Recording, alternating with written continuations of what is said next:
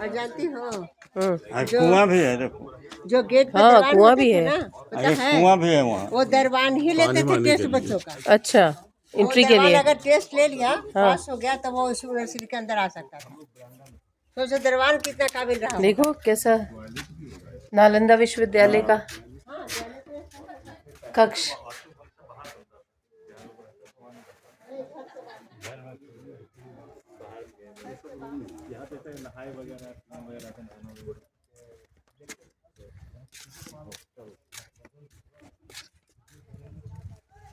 अंदर देख लो ना, अंदर देख। हाँ, वही ले रहे थे सारा।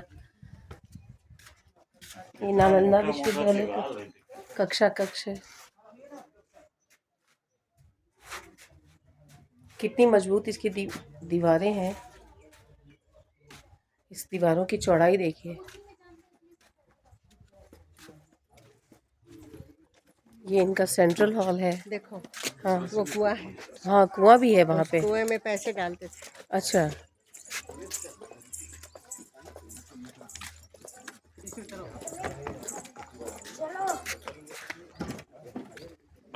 कितना मतलब देख के फील हो रहा है कितना रिच है। हाँ, कितना विशाल उस जमाने का तब यूनिवर्सिटी है रहा होगा।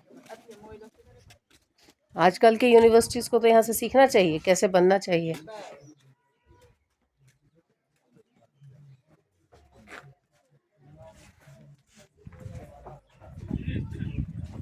मतलब इसकी ईंटों को देख के लग रहा है कि किस तरीके से जोड़ा गया है इसको। कोई सीमेंट नहीं दिख रहा है, कोई केमिकल नहीं। हाँ, चूना और राख, चूना और रावा से। चूना और रावा को कैसे बनाते थे मिला और कहीं कोई गलन नहीं, सीलन नहीं। कुछ और नहीं। आजकल की इमारतों में देखिए और प्लास्टर तक नहीं, विदाउट प्लास्टर का है ये सब। प्लास्टर ये हाल है। तो इतने मोटे दीवार से पानी कहाँ से जाता।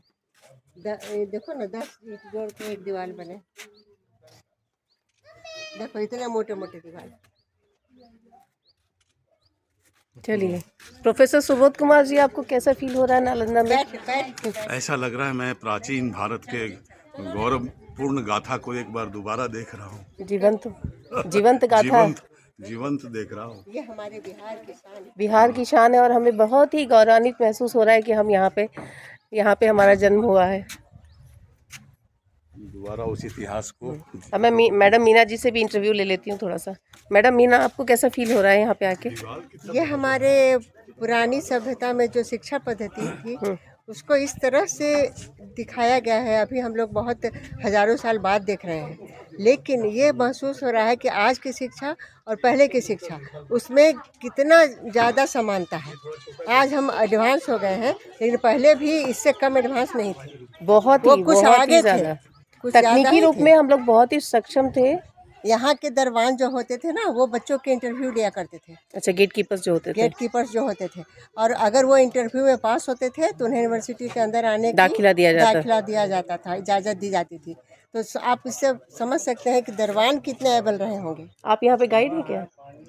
गाइड है क्या यहाँ पे? नहीं, गाइड नहीं। तो आपको जानकारी है यहाँ की? जी। कुछ बताना चाहेंगे?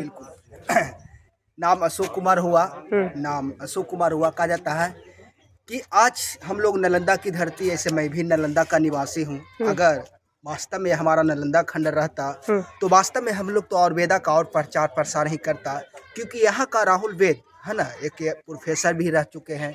मगर गलती से बख्तियार खिलजी को ठीक किया गया था, तो उनको हिंदुस्तान की दवाइयाँ पसंद ही नहीं था, है ना। तो ये विकिपीडिया में भी डाला हुआ है, मैं मोबाइल पर भी पढ़ाई किया। तो उन्हें गुस्सा से आकर बख्तियारपुर में आया और मुझे नालंदा खंडहर जला दिया। मगर वैज्ञानिक ये तो जला दिया, कहा जाता है कि दही खा जाएगा मगर दहेरी, और उसका हाथ का जो गुण होता है जो कोई नहीं छीन सकता। मतलब कहने का मतलब मुझे मकसद हो रहा है कि ज्ञान कोई बांट नहीं सकता, है ना। धन दौलत तो सारे लोग बांट सकते हैं, मगर ज्ञान कभी नहीं बांट सकते। मैं नालंदा से हूँ और वेदा का बहुत ही चढ़ भर के हिस्सा लेके लोगों को ठीक भी कर रहा हूँ। और ये मुझे मिले, आप कहाँ से जी? मैं राजस्थान से आई हूँ। अच्छा, थैंक यू। हमारे नालंदा एरिया में आने के लिए बहुत बहुत धन्यवाद। और जाइए और हमारा और वेदा का भी वहाँ करिए कि क्या है और वेदा से। और हम लोग को तो और वेदा, जब लॉकडाउन लगा तो और वेदा ने गोद ले भी लिया कि अश्वगंधा का क्या काम होता है, गिलोई का क्या काम होता है, तुलसी ड्रॉप का क्या काम होता है, शतावरी का क्या काम होता है, और हम लोग तो पूरा इंडिया में प्रचार प्रसार करने के लिए निकल चुके हैं। तो इसी तरह से वीडियो के साथ मिलते रहेंगे। Thank you. Okay, thank you, thank you.